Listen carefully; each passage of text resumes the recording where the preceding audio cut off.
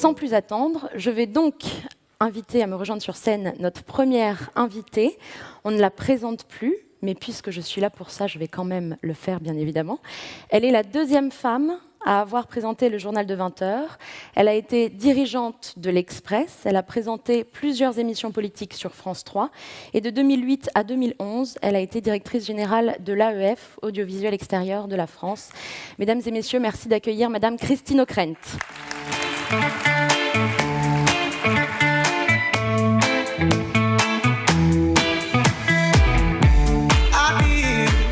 Bonjour. Merci pour cette présentation. Merci pour ce rappel étymologique très utile. Moi, je serais remontée à Platon, mais ça m'aurait obligé à parler grec. C'est encore plus difficile que le latin. Je suis ravie d'être devant vous. J'ai parmi vous un favori, qui est mon expert comptable, José Rodriguez, mais il m'a dit qu'il ne serait pas là aujourd'hui. Donc, ça me rassure, parce que j'ai compris depuis longtemps qu'il vaut mieux ne jamais décevoir son expert comptable.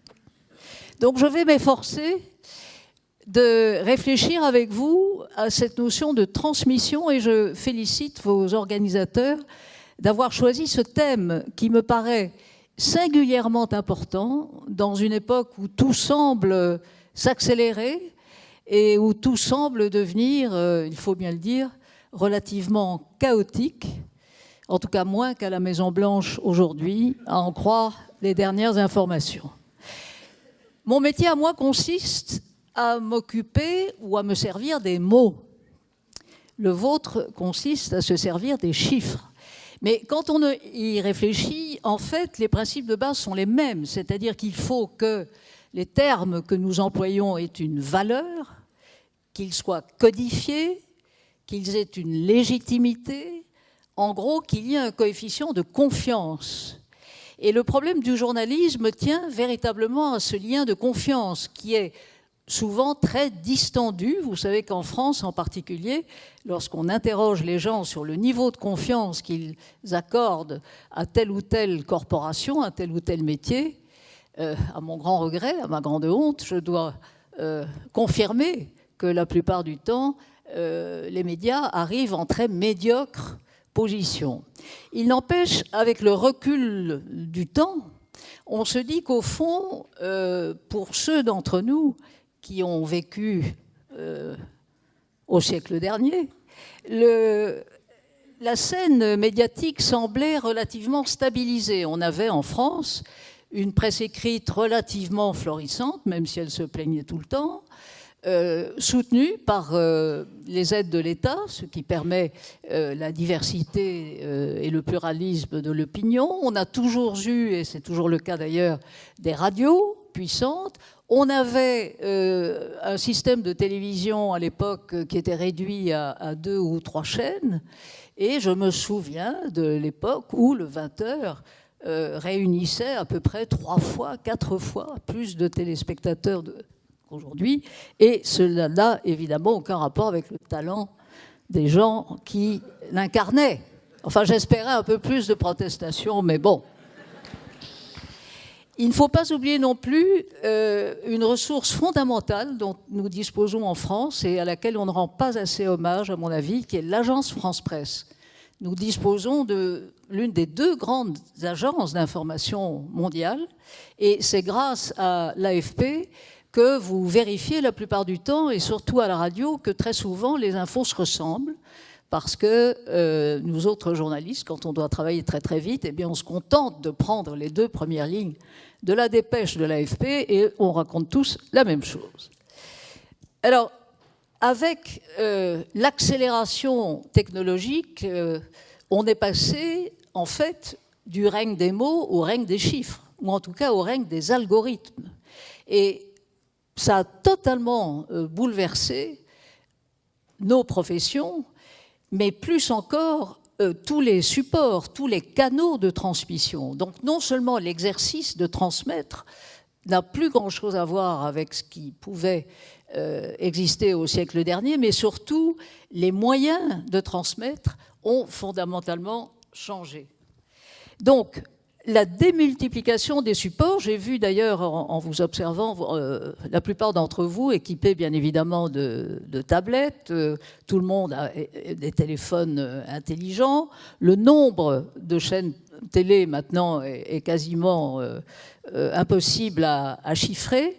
Il y a cette accélération du temps qui fait qu'on fait tous plusieurs choses à la fois, et le fait aussi que les infos tombent sur nos différents supports à une cadence accélérée. Et cela veut dire aussi une individualisation de tout cela, c'est-à-dire qu'on les consomme individuellement, sauf quand il s'agit de football, parce que c'est finalement, et on l'a vérifié récemment, la seule occupation où l'instinct grégaire et la bière l'emportent sur le comportement individuel, mais ce mode de consommation individualisé correspond aussi à un mode d'expression favorisé aussi par l'anonymat. C'est-à-dire quand on peut s'exprimer sur les réseaux sociaux dans le confort d'un pseudo ou même sans pseudo du tout, ça permet évidemment de lâcher toutes sortes d'opinions, d'ailleurs d'en changer dans l'heure si on en a envie. Et tout cela change la notion même de transmission. Parce que qu'est-ce que l'on transmet? Est-ce qu'on transmet de l'information? Non, pas toujours.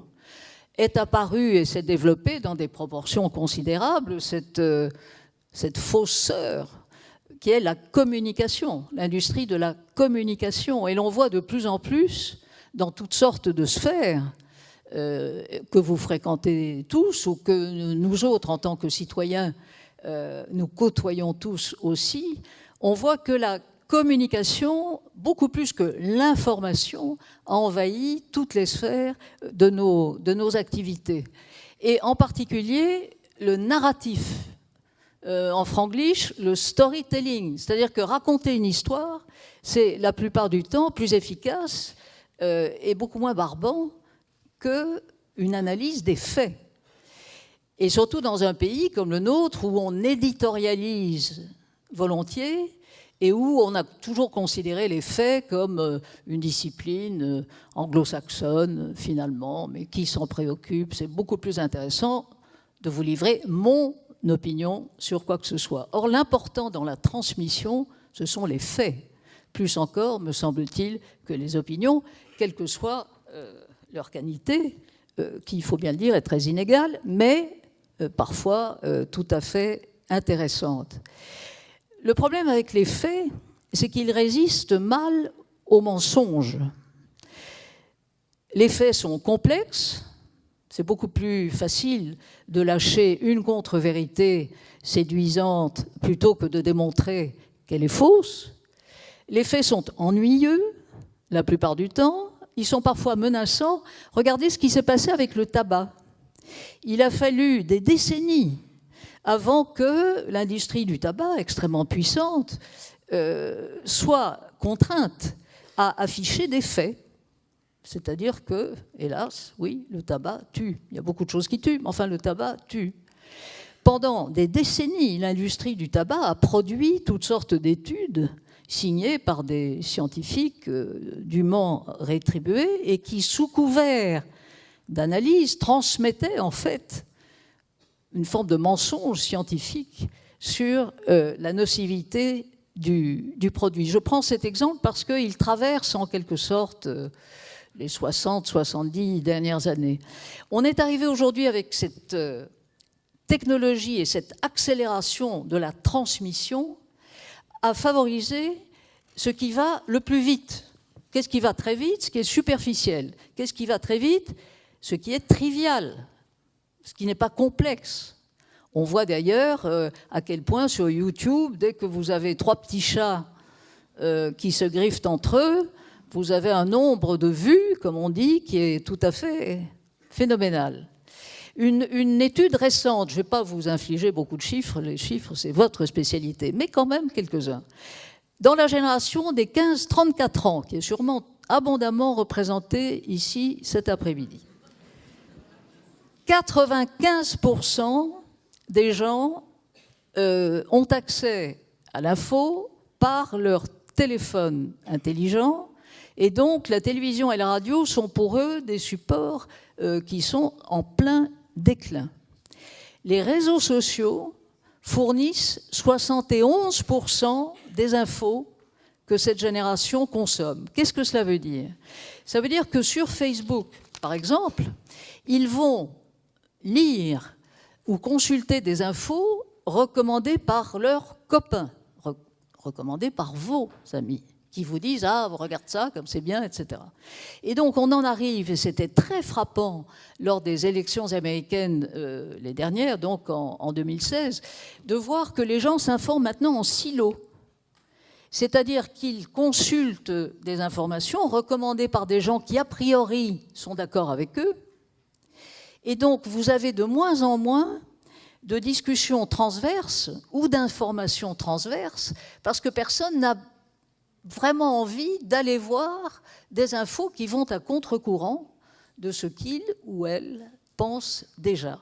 Et ça devient, dans nos démocraties, en tout cas dans les systèmes autoritaires, ça a moins d'importance, mais dans nos démocraties, ça devient véritablement une préoccupation, parce que la notion même de débat, la notion même de discussion ouverte, de confrontation des idées, qui est la base même de la transmission, eh bien, ce processus tend à, je ne dis pas à disparaître, mais véritablement à devenir beaucoup plus rare. Et qu'est-ce que cela veut dire aussi? À partir du moment où il n'y a plus de discussion, ça veut dire que celui qui n'est pas d'accord, c'est un imbécile, et j'emploie un mot poli, c'est aussi quelqu'un qu'il s'agit d'insulter, et ça on le voit sur Twitter par exemple de façon effrayante. On voit que la simplification à l'extrême du mode d'expression sur les réseaux sociaux et singulièrement sur Twitter, ça va de l'emoji, parce que c'est plus facile que d'employer des mots, donc une petite... voilà, donc on sourit, on applaudit, on boit un verre, on fait ce qu'on veut. Mais l'inverse, c'est le lynchage, c'est l'insulte. Et l'insulte, évidemment, anonyme, sous couvert d'anonymat. Un dernier chiffre encore, une dernière étude américaine. Au cours des 6 derniers mois, donc les 6 derniers mois, un tiers des enfants de 10 à 18 ans ont relayé au moins une fake news. Donc une information totalement bidon. Pourquoi? Parce qu'ils voient ça sur les réseaux sociaux, recommandé par les copains, et donc la transmission s'en va. Et tout cela à une époque, et nous y sacrifions tous, où en fait les mots cèdent de plus en plus la place au visuel. On voit qu'on est davantage attiré par une image que par une colonne de mots. Je ne parle pas des chiffres. Et on voit aussi que l'émotion, évidemment, règne. Et ça, moi, je l'ai vécu à la télévision de plus en plus. On a vu à quel point la force de l'image, la cadence de l'image, l'émotion a tendance à l'emporter sur la réflexion, et aujourd'hui, bien évidemment, plus que jamais. On en arrive donc au rôle des fameux GAFA, donc Google, Facebook, j'y adjoins Twitter. Vous savez peut-être que hier, les dirigeants de Facebook et de Twitter ont été auditionnés par le Sénat américain, qui prennent très au sérieux les dangers de manipulation déjà avérés pendant les élections présidentielles de 2016, mais là, il va y avoir des élections de mi-mandat le 6 novembre, et pour la première fois, les dirigeants de Facebook ont accusé nommément la Russie et l'Iran de manipuler des comptes. Comment font-ils? Eh bien, ils gonflent artificiellement les comptes. Ce sont des comptes automatisés par ce qu'on appelle des bots, et donc tout ça crachouille à longueur de temps des infos fausses ou cible de façon de plus en plus précise, grâce aux données personnelles qui sont un vrai gisement aujourd'hui, cible des messages. On l'a vu donc aux États-Unis, on l'a vu au moment du Brexit, et on l'a vu en Suède, pour parler d'un pays plus proche de nous, qui est en pleine campagne électorale et qui va voter dimanche. Quelle est la réaction des dirigeants des GAFA? Ils sont quand même beaucoup moins à l'aise qu'il y a quelques mois. Et en même temps, ils ont des arguments, parce qu'ils disent la liberté d'opinion, la liberté d'expression doivent être préservés dans une démocratie, et ce n'est pas à nous, dirigeants, Facebook, Twitter, etc., de jouer les arbitres de la vérité. Néanmoins, il est évident que la manière, la facilité avec laquelle leur technologie peut être captée et manipulée par des acteurs, et des acteurs internationaux ou nationaux, qui n'ont pas nécessairement les mêmes systèmes de valeurs derrière lesquels ces gens s'abritent, ce sont évidemment des menaces graves pour notre façon de transmettre et notre façon de transmettre les faits. J'ajoute rapidement un problème qui nous tient à cœur, nous autres journalistes, nous autres responsables de médias, qui est celui de ce qu'on appelle les droits voisins. Parce qu'à partir du moment où ces mastodontes captent les infos qui sont produites par des journalistes, par des rédactions qui ont de moins en moins de moyens, qui courent de plus en plus de risques en allant sur le terrain, et je pense notamment au Moyen-Orient, vous voyez sur Facebook ou sur Twitter ou sur Google, etc., que toute cette production d'informations est captée gratuitement par les GAFA qui, eux, s'engraissent considérablement grâce à la pub, tant mieux pour eux, mais les médias eux-mêmes ne sont pas rétribués.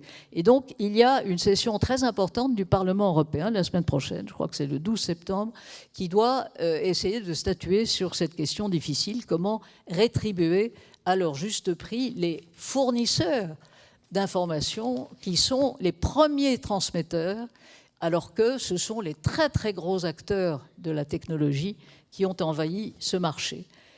Pour conclure, se pose toujours la question, est-ce que c'était mieux avant?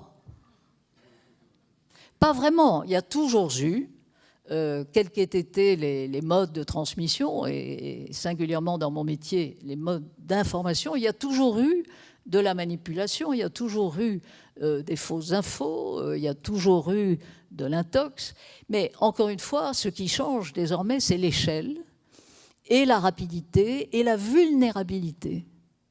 Et c'est là-dessus que je voudrais conclure, parce que je crois qu'on en revient à ce mot-clé qui est celui de la confiance. On voit que parmi ceux qui s'informent prioritairement sur les réseaux sociaux, il reste un premium accordé aux grandes marques. Que sont les marques en matière d'information? Ce sont des journaux auxquels on fait confiance, l'AFP, j'en parlais tout à l'heure, telle ou telle chaîne de télévision, telle ou telle chaîne de radio. Et donc, je crois qu'il est très important de considérer que dans ce métier, ces métiers de l'information, oui, la marque a une valeur. La marque a une valeur parce qu'elle représente une accumulation d'expérience, de savoir, de sérieux, de vérification des faits, et donc une légitimité. Et donc, je conclurai sur ce mot, parce que je crois encore une fois sur ces mots, parce que je crois qu'ils nous sont communs. C'est la valeur que l'on attache aux mots comme aux chiffres, la confiance que l'on attache à l'émetteur, la légitimité de l'émetteur. Et je ne saurais assez vous encourager à surveiller, pour ceux d'entre vous qui ont des enfants ou pour ceux d'entre vous qui ont à se surveiller eux-mêmes, et c'est parfois utile, d'abord de faire de temps en temps une cure de désintoxication, c'est-à-dire de décrocher des réseaux sociaux si vous êtes accro, mais surtout de bien veiller à maîtriser la source de ce qui est transmis sur ces nouveaux outils. Ces nouveaux outils nous facilitent la vie, ils nous menacent aussi parce qu'ils sont en train de bouleverser plusieurs métiers, et le mien comme le vôtre. Mais encore une fois, je crois qu'il faut maîtriser cette évolution et en revenir toujours à cette notion clé, qui est la même pour vous comme pour ma corporation, la confiance. Merci beaucoup.